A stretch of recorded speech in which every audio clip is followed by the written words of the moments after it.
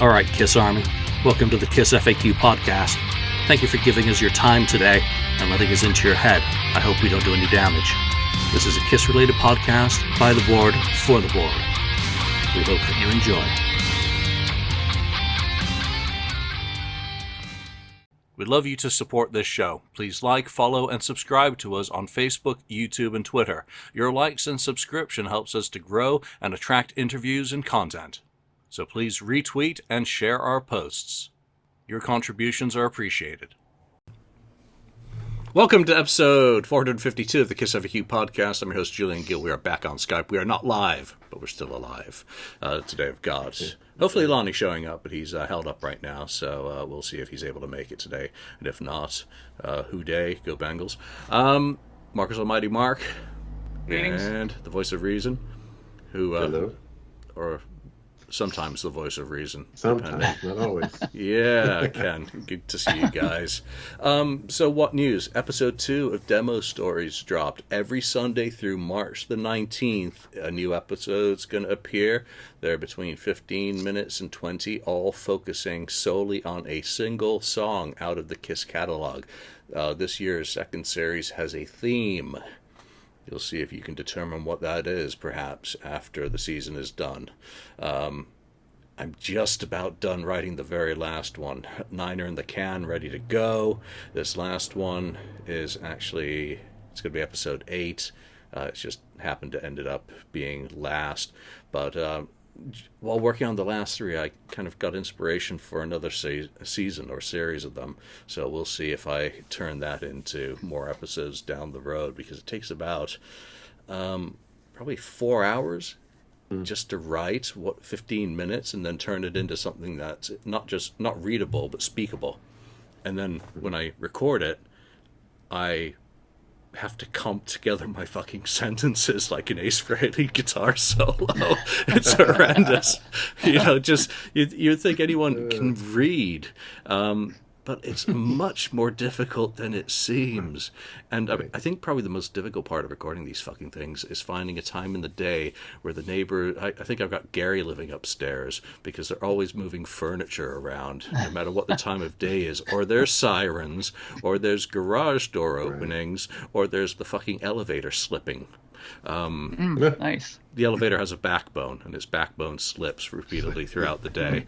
So, you know what? I've had a lot of fun doing these, but it is a very time-intensive task. So, what was the last one? Was Car Jam 1981? Yes. Whack Heaven, Whack. Its real title. Yes. Can I just say that I think that these are absolutely fantastic, and for all you people listening and watching the podcast, you really, really, really should check these out. I mean, honestly, they are one of the favorite things that I look forward to when they get uploaded. I really enjoy them. And for all you people who want to know all this little minutia about Kiss stuff, check them out. They're really, really good. And honestly, 15 minutes, anybody can find 15 minutes in a day or 20 minutes to listen to these things. They're fantastic. So I highly endorse them. Sonic Amuse Bouches. That's how I like to think of them. What was I doing today? Yeah, they're not all-inclusive either. They don't have absolutely everything. I'm trying not to just bombard with minutia. There was one I got finished doing today, and I was like, oh, I didn't mention that it was on double platinum. I was like, whatever. If you don't know that, well, I think the rest of the minutia might be interesting, so we shall see. Anyone purchased any Kiss stuff this week? Ken? Or has it been 15 days since your last Kiss purchase? There's nothing new and exciting available to Nothing purchase. has been announced. Nothing. There's all silence on the I'm Western waiting for Front. the 30th of the month, I guess. Yeah. Well, what are they waiting for? Some more European dates did drop. South America's filled out as well with quite a few Brazilian shows. So the year now is starting to get filled in terms of live performances on the road. What was it? One festival in Europe now has Kiss playing with The Darkness. And a couple of other bands, which looks like a pretty tasty lineup, but also does kind of suggest that getting some bigger name stature to continue rolling the KISS tank through the world is going to help, but it's also going to be good as an end result. Mark. Yes. Speaking of things that we bought, I did want to mention one thing. This is not KISS, but it's sort of KISS related because this person who I'm going to mention as a huge KISS fan, and for all you podcasting people out there, you must remember the Shabby Road Record Show. One of my favorite podcasts I used to watch religiously all the time.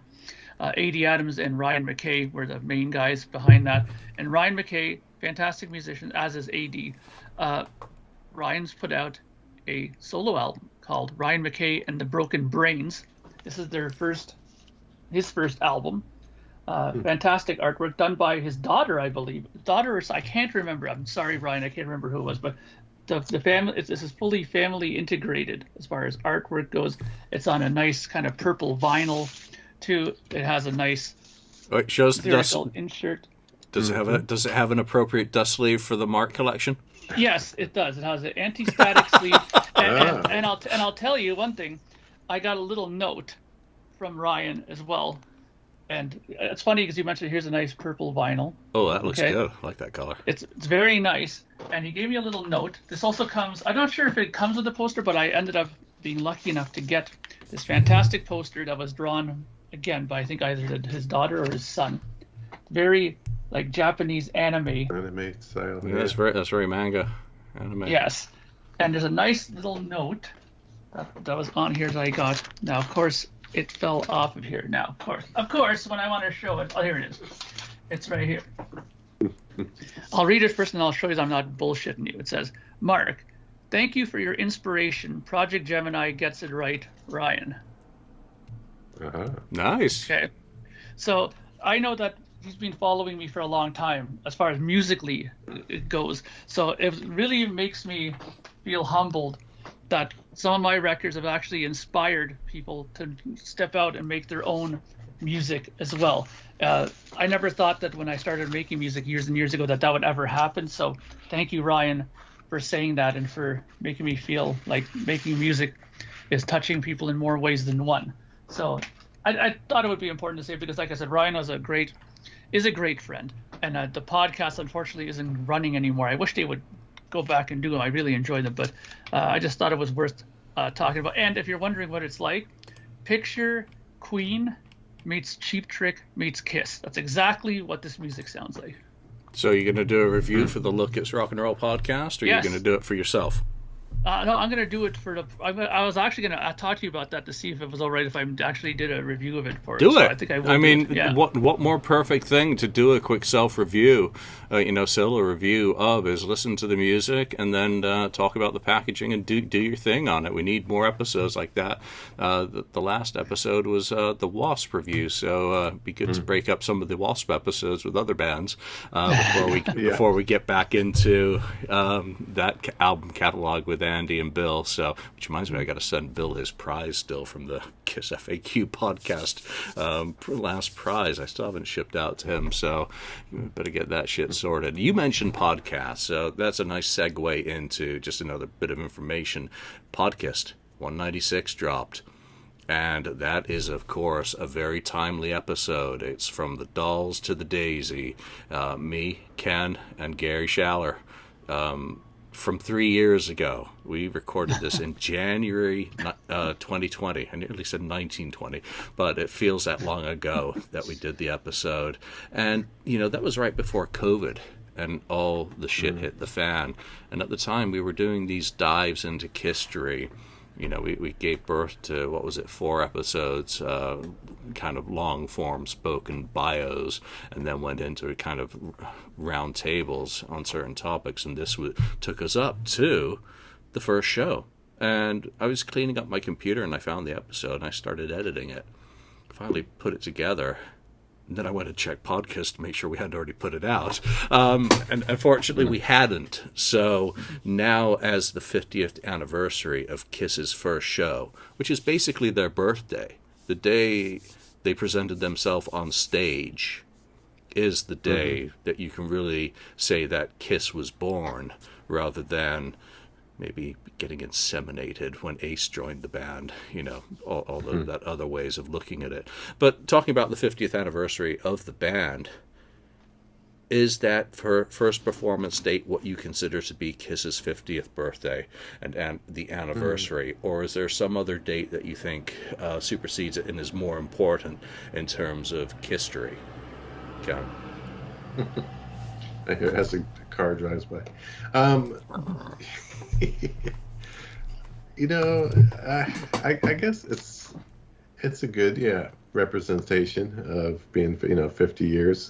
That's really where there's performed as Kiss, as under the name Kiss, their first, show. So, I can go with that. I kind of, going back though, the other option would be, the first album release kind of thing, and that's their first entry into people can, buy their album of music, that sort of thing. So it'd be one or the other for me, but I think it makes sense that it's probably in 73, or January 73. So yeah, we're really into the period. They come up with the idea for Kiss when they decide that they're miserable in Wicked Lester. That to me is where conception takes place, where Gene turns to Paul and says, let's get rid of the rest of the guys. We need to rethink this. Screw the record deal. We're not going to release that album. And all the shit that happens around that scene. And then they're gestating throughout the autumn of 1972 with Peter, Woodshedding, Strutter's born, Firehouse is born, Deuce is born, Baby Let Me Go, or Let Me Go Rock and Roll is born. All of those songs are born in that era, and then they say, well, we need one more little ingredient. We need a little bit of Gendelian semen mixed into this. And then they give birth on the 30th. So for me, this is the 50th anniversary coming up on Monday. It's a massively important day to me. It's the day where the clouds part, the light and sunshine comes through, the angels hearken, and Gene Simmons belches fire. Yeah. Mark, do you consider it the 50th anniversary, or is there a more important date to kind of look at? Well, I think it's a good point to start for Kiss fans, because let's put it this way: I can't think of many other bands out there, unless you're a really, really hardcore fan of a particular band, where you think about and know the actual starting first concert date of that band. You know what I mean? Like, I don't think if you ask, people who are like Tragically Hip fans, what was the very first show they ever played? Most fans wouldn't probably know that. But a lot of Kiss fans, I think, would know, that they played, the Coventry at this time, or wherever they played first, Popcorn or whatever the hell it was called before.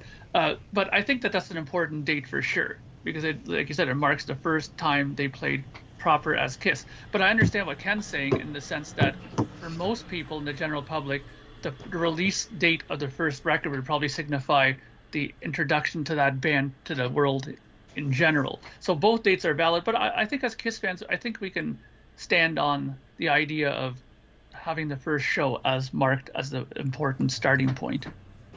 So Lonnie's able to join us. Lonnie, welcome to the show. Good to see you again. The question that I'm throwing around the table here is that I consider Monday, the 30th of January, to be Kiss's birthday, their 50th anniversary, because that's the date that they first performed their first show, even though they'd gotten together, late in 72, and Ace had joined in December, blah, blah, blah.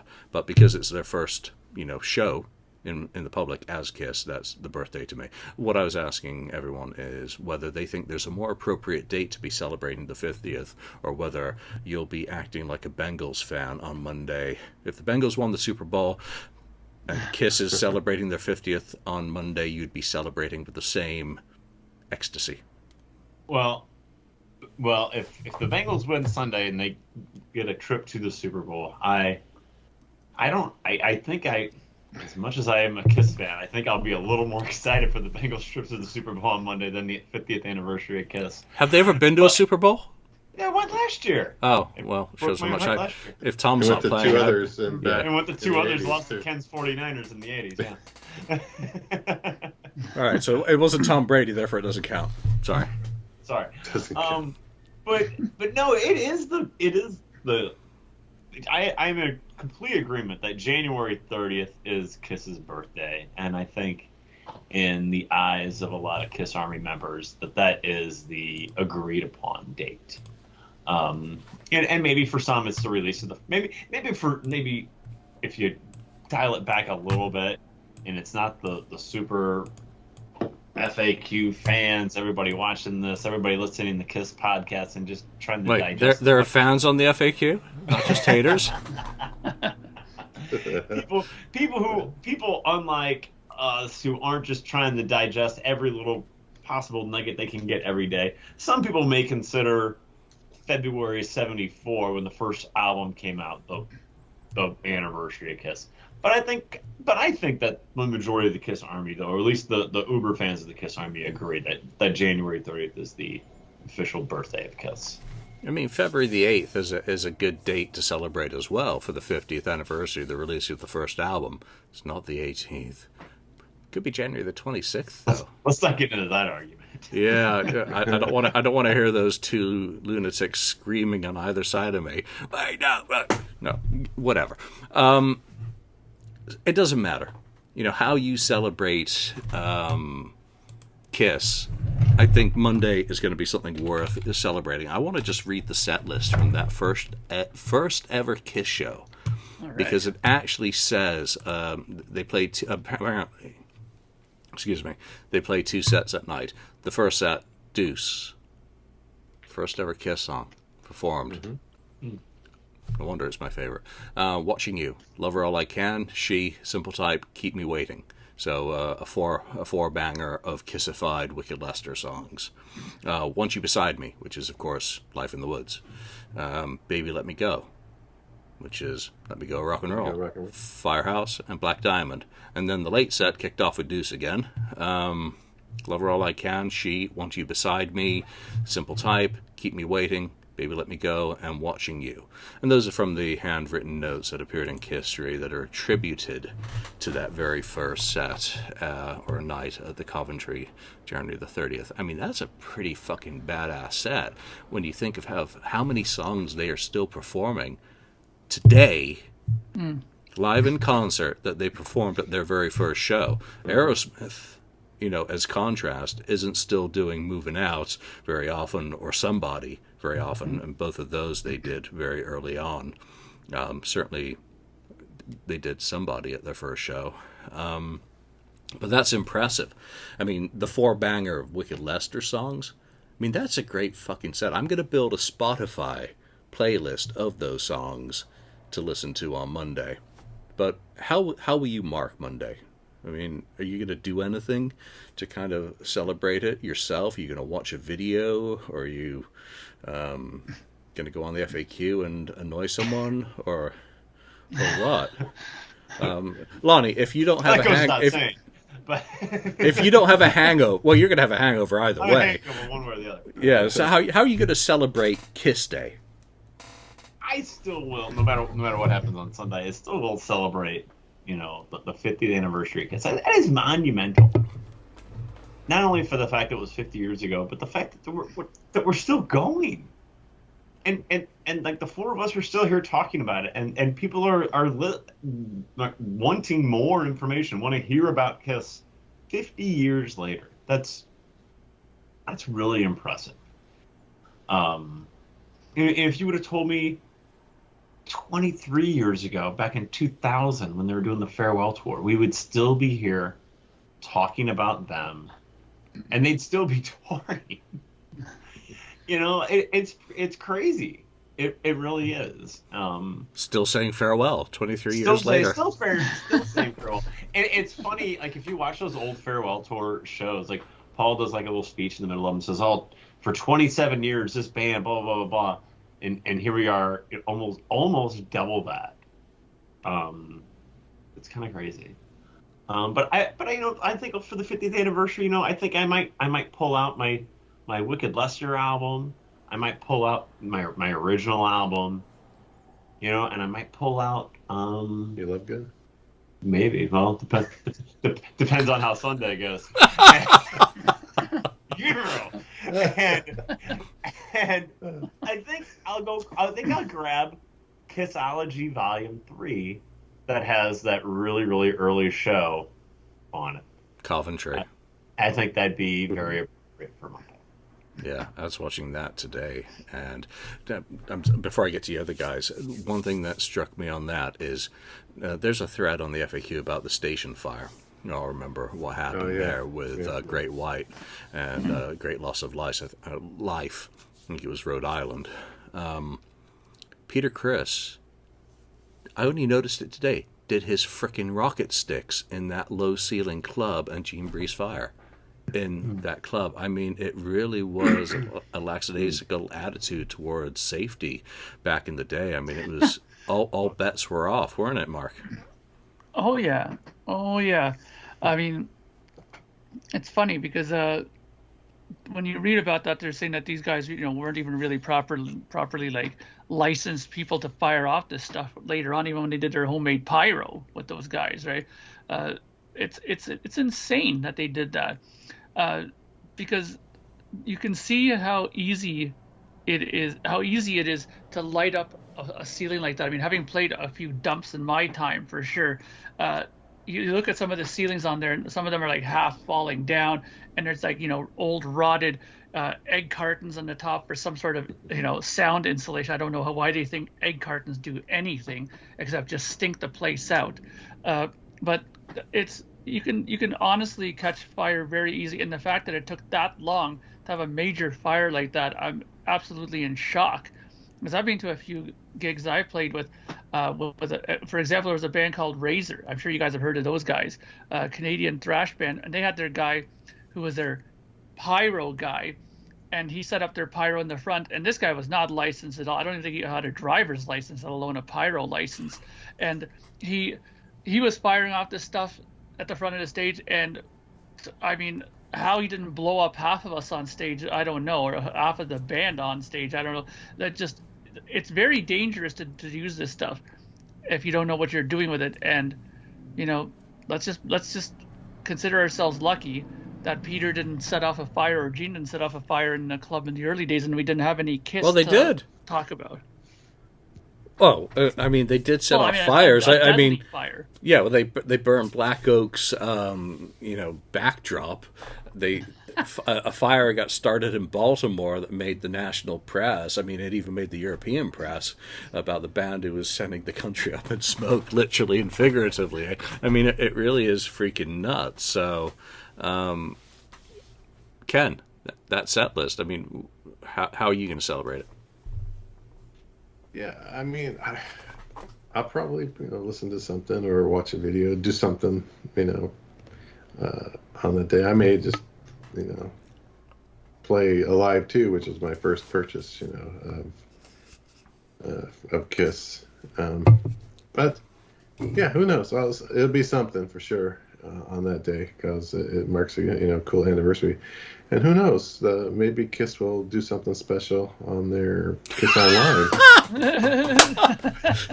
I got a Dubai DVD for you right here, Ken. Wow. He shouldn't be the voice of reason. He should be the ever optimistic. The voice of delusion. They'll have something special celebrating their 30th anniversary. Maybe they'll have some cool merch or a video we've never seen before. They're special release. Kiss Online. Celebrating the 50th anniversary. But who knows? I don't know. Maybe they'll announce some dates, U.S. dates. Yeah, no, that's possible. Maybe they'll announce some other way to empty your fucking wallet. How about that? Probably do that first. Yeah. Otherwise, yeah. So I'll probably listen to something or watch a video or this or that. Definitely. As for that, the other thing about the Great White, you got me thinking. I saw the Great White a number of times, but one time I saw them in a little club. Actually. Thinking about that now, in a club, it was in San Ramon, if you know where that is. Julian probably knows, but And well, maybe not. I don't go out.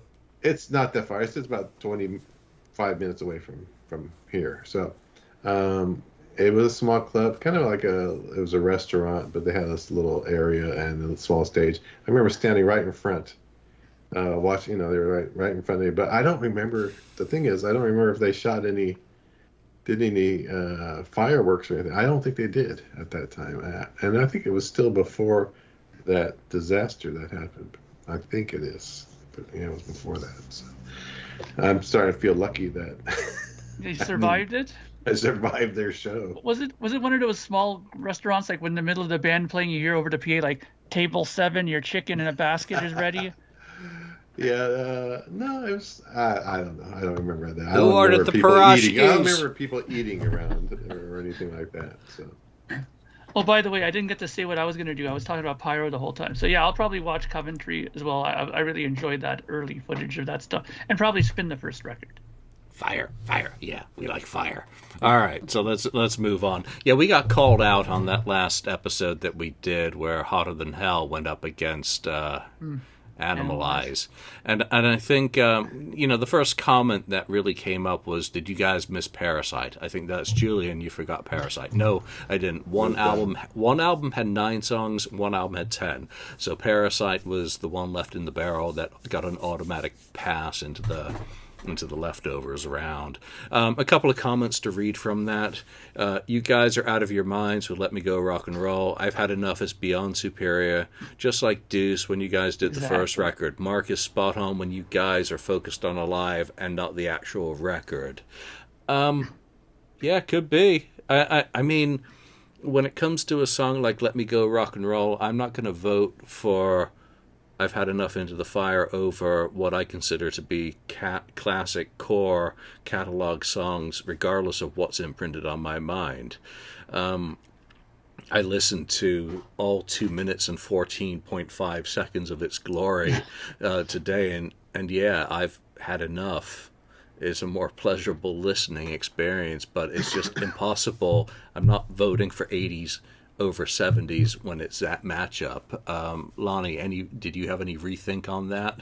No, I completely agree. I mean, I voted for Let Me Go also. I said it was tough because I do like I've Had Enough Into the Fire, but I cannot pick it over Let Me Go Rock and Roll. It is such a classic.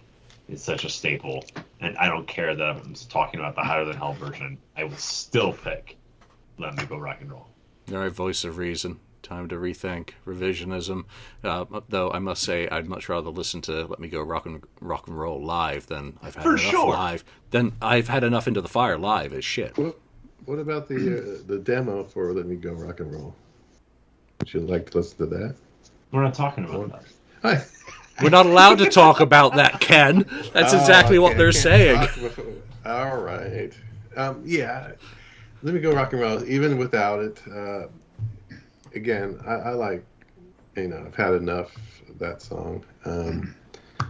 But I still think I enjoy Let Me Go Rock and Roll. It's a rock and roll, boogie kind of thing. It's just good fun rock and roll. It's a jam. Yeah, and that's the reason that they, play it today still. So that one. Here's a freebie. That one is actually a song in the season 2 or series 2 of Demo Stories, where it pops up. I can't remember, so that one will come along. All right, Mark, tell us we're wrong again. Yes, you are all wrong. Wow. I stand by what I said earlier. Let Me Go Rock and Roll is just a 2-minute throwaway song on that album, in my opinion. It's all it is just a simple 12-bar blues song, that they had on there. I mean, come on, they had it as early as like the first show. Gene probably wrote it in like 5 minutes. I think he said something about that when he was working at that. He had that job where he was working as a secretary somewhere. The Puerto Rican interagency. Yes, there you go. Yes, and I mean, he probably wrote everything there in like 5 minutes on an acoustic guitar. I mean, compared to Into the Fire, he wrote it on a typewriter. There you go, perfect. So I just think that it's not the same in quality. But again, when you listen to it in the live capacity in a live, how they do in a live, sure, it gives it a whole new breath of life. It gives it a whole new energy, and it's a totally different thing. But on that record, it's no different than hearing some 12-bar blues song from, George Thorogood or something. But it's just so. Why do you hate so, George Thorogood? It's so, or it's like saying.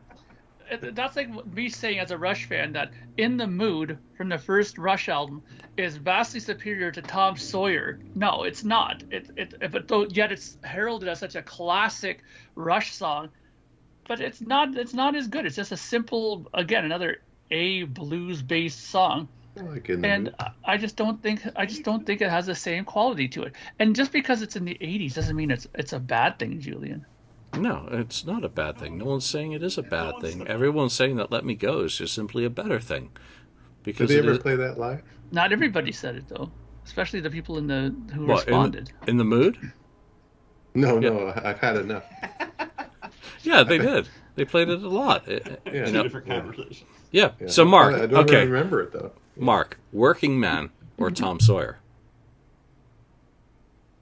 I still think Tom Sawyer is a better song. It is vastly better song. I mean, as much as I like Working Man, but really Working Man again is just a blues-based song in E, and I like it. And the version that they do on All the World to Stage is fantastic, and the studio version is good too. But the writing quality is not anywhere as good as Moving Pictures. No way, not even close. I like Working Man. I think it's a great song. It's just kind of two different styles. I mean, like you said, one's blues and the other one's more progressively. Yeah. But sometimes, anyone who listens to the radio is sick of hearing Tom Sawyer. True. They're both good. Yeah, I'd rather listen to Working Man any day of the week. But there we go. All right, let's move on into this other thread that came up was Gene Wright or Megaforce? Frehley's Comet lead-off single. Let me give you the context of this one. And this comes from VWMusicRocks.com. Looking back on the choices the Frehley's Comet team made and the album's initial reception, Eddie Trunk, have I triggered you? Anyone here triggered? Eddie Trunk went on to say, when we put Frehley's Comet out, the reception was largely positive.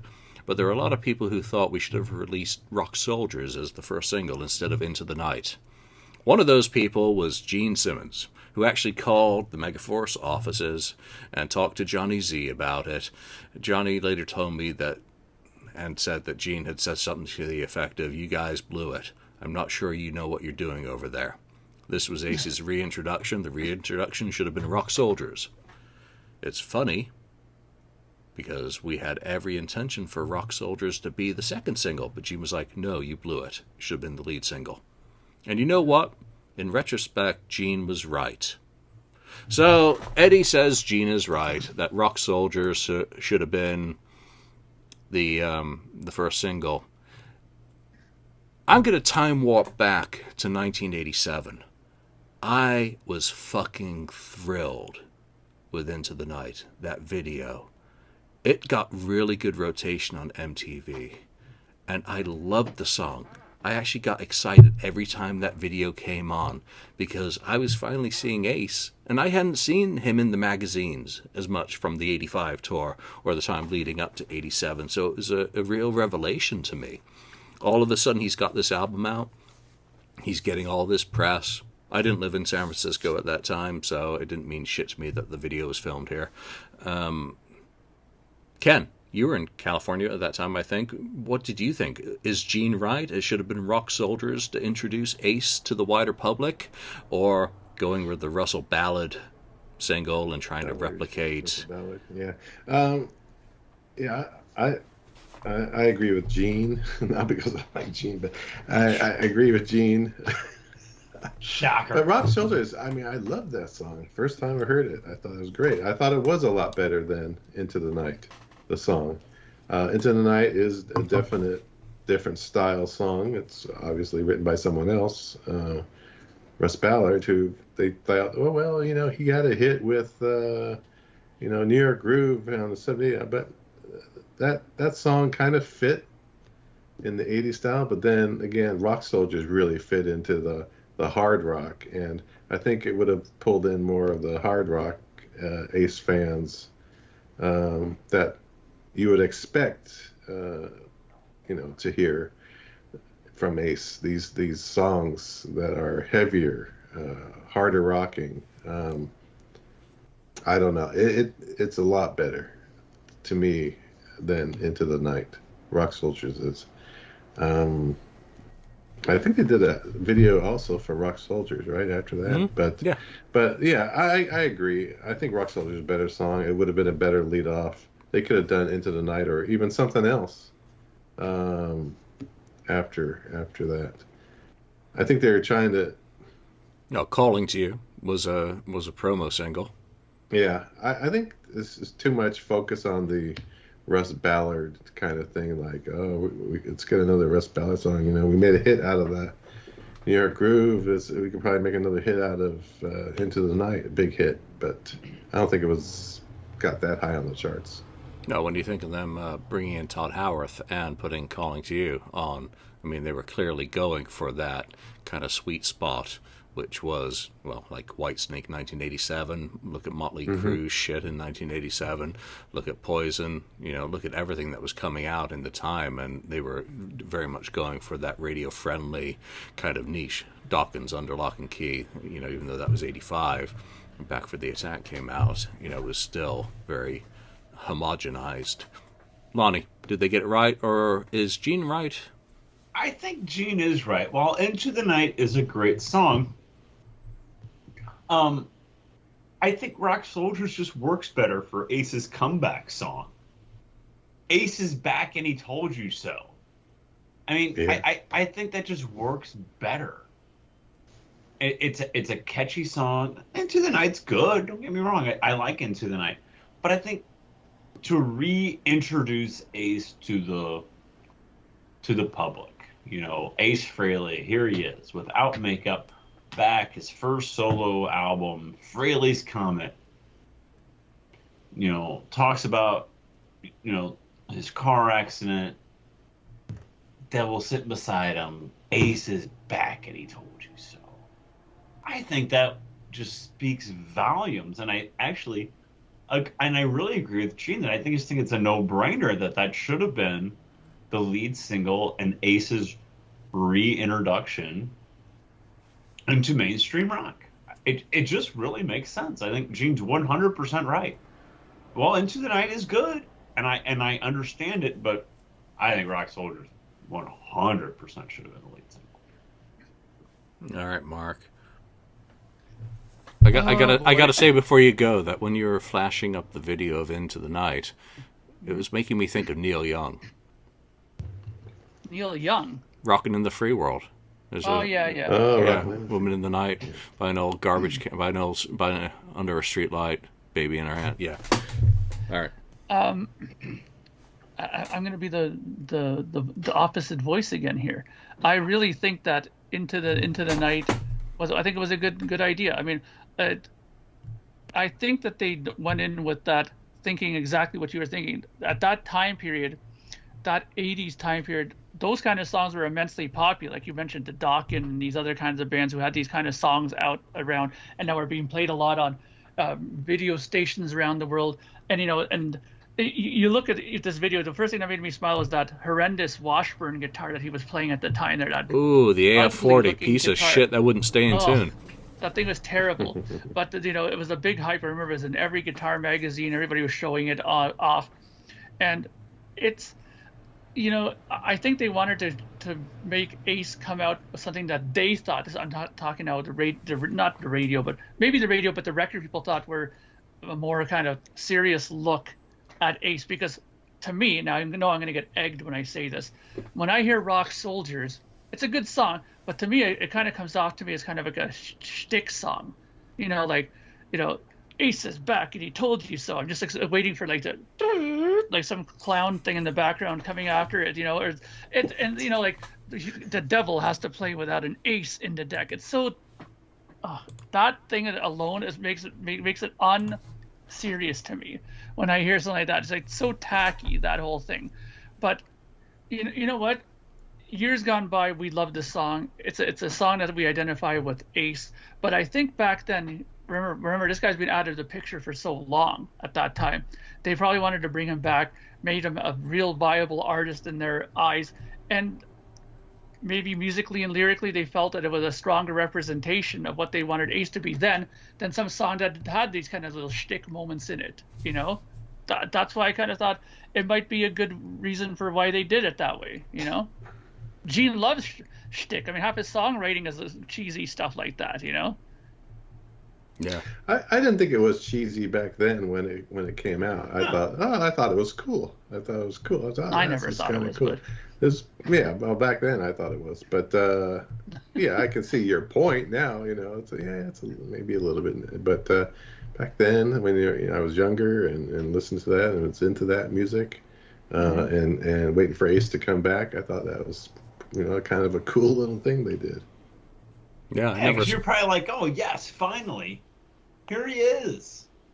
But didn't you think that when they came out with Into the Night? I mean, I was happy when Into the Night came out. I mean, it was any song, any new song from Ace, was going to be important. It was the first new song from Ace. Yeah, but thinking about which song could have been first, I still say Rock Soldiers would have worked better. Because I think for a me, lot of at this. least. I think a lot of this we have like revisionist history for it, because now we love this song so much that to us is like a no-brainer. Why didn't they do that? But back then when nobody had that sort of thought about that song, many years later, think it put yourself in their shoes around a boardroom table with all these execs thinking, what are we going to put out first for Ace? I don't know. Like, okay. What year did Frehley's Comet come out? 87? 87. Yeah, I think it was that. Yeah. Okay, I wasn't aware. I was 8 years old. I'm not aware of the fact that Frehley's Comet's coming out. I'm 8 years old. So years later, I go and buy Frehley's Comet, and I'm a teenager. Okay, and then I find out that Into the Night was the lead single off this, and not Rock Soldiers. I was surprised because Rock Soldiers makes perfect sense to be the lead single off of it, and that's not revisionist history. That's me as like 15 years old, like listening to the album for the first time. Like, why wasn't that the lead single? That makes total sense. Ace is back and he told you so. I don't care if it's cheesy or not, because it's 1987. It would have made perfect sense. It's a lot of cheesy stuff in.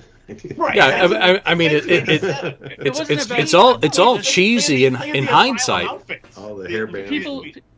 People wanted cool though. They didn't want cheese. I mean, people thought that's they were looking for like, look at when Guns came out. The Asylum outfits were cool in '86. No. I'm talking about like look at Guns N' Roses, for example. When they came out for Appetite, people thought that it was the coolest thing ever when they came out. They were more down to earth. They were more.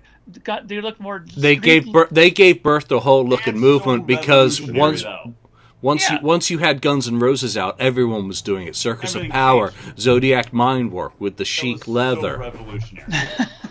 Yeah, but I'm just saying, like, I'm not saying that. See, don't get me wrong with this. I'm not saying Rock Soldiers is a terrible song. I'm saying that from their perspective, for releasing an artist to them who is now technically new, the guy was away for 10 years. Nobody heard boo from this guy for so long. Last thing they heard, he crashed his car. Okay, and he was in the Where Are They Now files for the longest time. So they're trying to re-kickstart his career. Maybe they thought that was a stronger material to go through. I mean, like I said, sure, Lonnie, maybe when you first heard it the first time, you might have thought that this was the greatest song and that it would have been a great first single. But, maybe other people didn't think that way, A lot of those times, those guys sitting around the table get it wrong. They get it wrong a lot. Oh yeah, of course. Just like picking Shandy for a single off of Unmasked instead of like Tomorrow or something. I mean, they've done it a lot of times with a lot of bands. Oh yeah, you've seen it. I know you've seen it. Oh, it's like numerous times it's been wrong. Yeah, it happens, and I think there it happened too. Yeah, revisionism is a very dangerous thing because if he released Rock Soldiers, all of us now would say, Well, he didn't remember shit in 1983, so the song's not factually correct in the first place, you know? So Yeah. it's There you impossible. It's impossible for me to go back because of the excitement I felt at just seeing Ace Frehley, you know, with a song in 1987, with a cool video, with what I thought was a cool guitar. Did I know at the time that the Washburn AF40 is a piece of shit? No, I thought it was badass, Yeah, and he looked exactly. really cool. Did I know that Richie Scarlett had been in a lineup with Ace at the time and had been even harder sounding Frehley's Comet, which had been replaced with someone from basically Cheap Trick? No, I didn't know any of that, so it's all pointless. They did the best job that they could in 1987 after... Blame Bon Jovi. How about that? Bon Jovi shifted the landscape, so blame them. White Lions coming out with Weight and all that stuff. You know, Ozzy's done, you know, Shot in the Dark. Everyone's falling into the same goddamn trap, just like Kiss did with Crazy Nights. You know, trying to emulate that for mega sales. So, there we go. All right, Vinnie Vincent. Who wants to talk about Vinnie? You know, it was... Did we talk about him last week? Well, had he put out his list of releases that he plans on releasing? Vinnie Vincent, Judgment Day, Guitar-mageddon Part 1, going to press soon. Guitar-mageddon 2, early mid-24. What the fuck's early mid-24 mean? Then maybe it's The Rain, 2024 release date. I guess that's the Ballads of Vinnie Vincent, and then he's going to do... that's got Over You, I'm on Fire for You, Forbidden Gypsy, maybe it's The Rain, My Love Goes With You, that's a good song. Tears, good song. Young Blood, good song. Unconditional, not heard that. Ooh, I'm Not a Fighter, I'm a Lover. Plus many more. The premiere of new single Sophia. That sounds... Oh wait, Gene's daughter. He wants back in Kiss. Plus Vinnie Vincent Plays the Blues. All right, Mark, how much money are you going to gamble that any of these happen? And do any of them interest you? First of all, none of them interest me. The only one I would maybe be interested in hearing, just because, just how when you just said it now, the first reactions I had when you saw it was like, oh my god, I put my hand in my face, my face in my hands, was the blues thing. Honestly, really, blues. I mean, he's giving me no evidence that he knows how to play. I'm sure he can, but everything that he's been known for is about shred and blistering fast stuff. You know, I would be amazed if he put out a record of, you know, tasteful blues playing.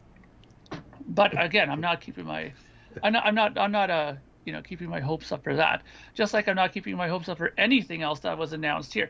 I mean, didn't he take money already from people for some sort of a box set CD thing? No, never happened. You know, and that hasn't been released either. So the fact that this guy has the gall to ask for money again for something when he hasn't given out something that he already took money for, kind of like Dubai, you know, when you take money from somebody and you don't get the product, and we're not talking about like $20 here, we're talking about hundreds of dollars, or Magic, for example, hundreds of dollars spent, nothing given in return. You know, fool me once, shame on me. Fool me twice, you know. Shame on you. Fool me twice, shame on me. So I don't want to be the, you know, shame on me person. Not that I bought any of that. I didn't buy Magic, to be honest with you. I never put money in for that, luckily, and I haven't put in for any Vinnie Vincent box set either. So I feel comfortable in saying that I'm not going to put any money in for any of his stuff, because I don't know if it would ever see the light of day. I feel terrible for people who are now rubbing their hands and saying, I can't wait to drop $100 for these upcoming Vinnie Vincent things, because will they see it all? Will they truly? I mean, that's just my opinion. I mean, voice of reason, am I wrong? Well, $100, yeah, you are wrong. You think Vinny's going to charge $100? Only $100, yeah. No, I mean, I agree with you. I don't think anything's for sale yet. But he's promising a lot of stuff to come out, and he's promised stuff before, and we've yet to see anything, Yeah. the light of day of anything. Even a snippet of a 30-second snippet of a new song would be some proof Encouraging. that there's something coming. But I won't believe it at all until I actually see it or hear it. Lonnie? Well, back in 2018, Julian, we were told that the people who purchased the box set Yeah.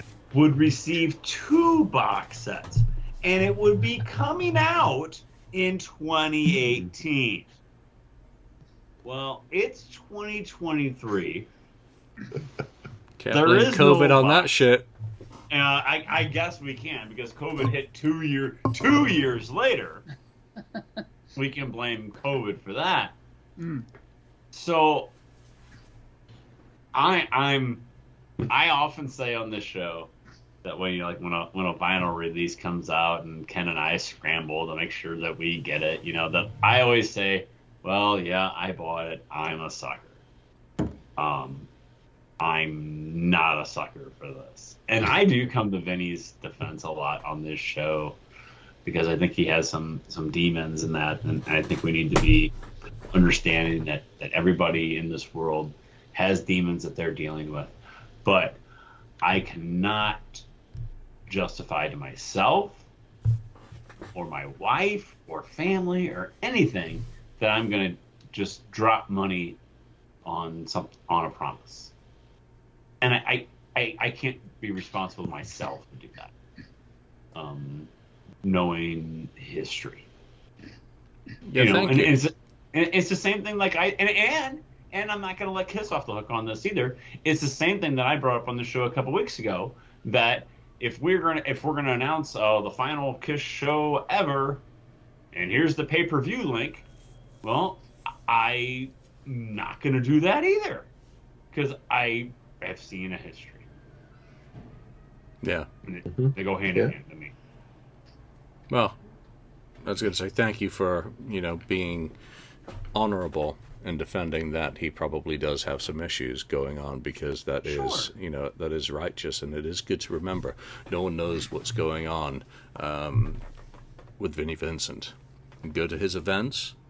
He's pulling off these events. Keep that in mind. People are going to them, and while you don't get a lot of reports out of them, they're clearly taking place.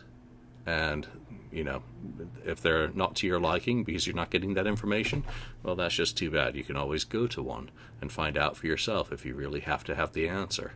2018, there was a lot of hope about what was going to happen. I'm not going to rehash it. What I will say is, all of those interest me, because I know Vinnie is a much more tasteful player than that style by which he is more known for playing when you look back at what he was doing in the 70s.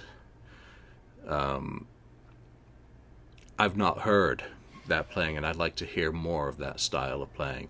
If any of those products are ever available for order from a reputable third party for credit card processing and fulfillment, I will certainly be in. But if I'm sending a check to a P.O. box or to some sycophant in a Facebook group that's closed to the broader public, then fuck it, I'm not going to do it. I've been burned. I've been burned by Kiss with Dubai. I've been burned by Ross with Magic. I've been burned by other people in the Kiss community. And it simply is not fucking worth my money getting burned again. I hope he does. I really do hope that he does come through with some of these things, because I would like to hear new music. I love to have a crystal clear copy of Guitarmageddon, or Guitars from Hell, whatever you want to call it. I actually love that stuff. I liked where he was going with Euphoria, the EP. I enjoyed it, or at least I did at the time. Now, I'm trying to think of the last time I listened to Yngwie. It's going on a little bit. I've been listening to more Joe Satriani of late for that sort of playing. So we'll have to wait and see. All right, last topic from the board this week for this episode is a quote from a Kiss Crazy fanzine from 1992. Pam Rosenberg from Polygram tells me that you're going to do a video shoot here in the UK, so that gives you some idea of when that interview took place during the May 92 UK tour. Paul Stanley, yeah, I Just Wanna is the single. Well, it's really the first single. Unholy, technically, is a track for album radio, whereas the first single is really thought of as, well, you get all these categories, not that any of them matter, but that was it, and I Just Wanna was going to be the first real single. No matter what you call them, it's all radio, all that counts. Okay, so Paul Stanley tap dancing on a landmine trying to make it sound like Unholy wasn't the first single to Revenge, Lonnie. What was the first single to Revenge, Lonnie? It's Unholy. Everyone knows it's Unholy. We all saw the video for Unholy prior to the album's release. It's Unholy. Obviously, Paul was a little butthurt that it was Unholy. A little? Not I Just Want. And obviously more than a little. I like I Just Want. And I've said this on the show multiple times. I really like that song, and I know other people don't. They think it's really, just cheesy and tongue-in-cheek and this and that or whatever. I really like I Just Want. But Unholy is the first single. It is the first song on the album. And rightfully so. When was the last time a Gene song was the first song on the album? I mean, it's there for a reason, because it's the lead single. Yeah, I Just Want to leak to radio first, actually. Leaked. I wonder why it leaked. Probably the moment that Unholy was selected to be the first single, I Just Want to leaked somehow. Think about that. All right, Ken. Paul Stanley being Paul Stanley. You gonna come to Gene's defense here? Gene's defense, or Paul's defense. No one's coming to Paul's defense, I don't think. No, I mean, yeah, Unholy is the first single. Yeah, and he starts talking about formats, the radio formats. So he's saying, oh, well, Unholy is like, I guess, probably like an FM kind of track. It's not a real single kind of thing, and it's like, I don't think I Just Wanna was going to play on AM radio or something back then. I wouldn't make it. So, yeah, I think like you said, his butt was a little bit hurt, not having the lead single like he usually has. The other time was I Love It Loud, back from Creatures before that, but for Gene. So, yeah, I don't know what the big deal was. It was just Unholy. Everyone knew it was Unholy. That's the first thing I saw, the first thing I heard. I Just Wanna. It wouldn't make sense as the first single in anyway, in my opinion. But yeah, whatever. I remember reading that that issue of Kiss Crazy, and that never resonated with me. That part of the interview, I'm like, I've even looked up the release codes on the promo singles. I Just Wanna was CDP 707. And Unholy was 666. So. I like that. Nice. 666. Yeah, I'd have to go back, but I certainly remember I Just Wanna being leaked to radio. Mark, is it defensible what Paul is saying there on any technical level? Absolutely not. I mean, it makes me think it must be really difficult to be friends with Paul Stanley. I mean, he's one of these guys that strikes me as, if something goes right for you, he still has sour grapes about it. The guy had every possible first single off the records for years. Finally, Gene does something right, makes a good single. They give him the benefit of, making it the first single, and the man has sour grapes like you wouldn't believe about it. I mean, really? I mean, could you imagine Paul Stanley as like a young kid, and you're like playing with him in the playground, and, you do like just the things that kids normally do, like you have like some little like competition, on the monkey bars or something, and he's 1/1,000,000th of a second late. He would probably find every possible excuse to say, no, he technically didn't grab that one bar like I did correctly, so that shouldn't cause a call for a win there. I should be like, he just sounds like that kind of a guy. Total sour grapes, wants the glory for himself all the time, and doesn't even he doesn't even acknowledge the fact that Gene wrote a really good song. for an album that they desperately needed to do well at the time. I mean, it's like I said, I'll just leave it at that. He must be incredibly hard to be friends with, this guy. Imagine going bowling with Paul Stanley. Strike! No, Paul, you only hit one of them. No, it was a strike! I saw I struck one pin. Strike. Or baseball with Paul. It was a home run. No, it was another strikeout. The ball's here. No, it isn't. That's a different ball. All right. No. You see, it's over there. Sorry, Paul. Unholy was the first single, and it was. But you know what? At least you had the hits. I mean, come on. You wrote most of the hits. Gene, not so much. And you wrote God of Thunder. Don't forget that. All right, there we go. This week's episode was some topics from the board. What do you think about all the topics that we've talked about? Chime in with your comments wherever you're listening to or watching this show. And as always, thank you for joining us. Thank you for all the comments when we go live. We'll be back with the next live episode probably soon. I have no idea what our schedule it looks like in terms of episodes coming up. Who knows? But hopefully if we do a show, you will join us. And if not, if you didn't like this episode, make sure you check out the latest podcast, because that's a really fun one, I think. All right, for now, from Ken, from Mark, from Lonnie, myself, thanks for joining us. Celebrate the 50th anniversary of KISS any which way you want to. Just make sure it includes some KISS music. Rock on. Thank you for spending time listening to the KissFAQ podcast today. All sales are final. There are no refunds.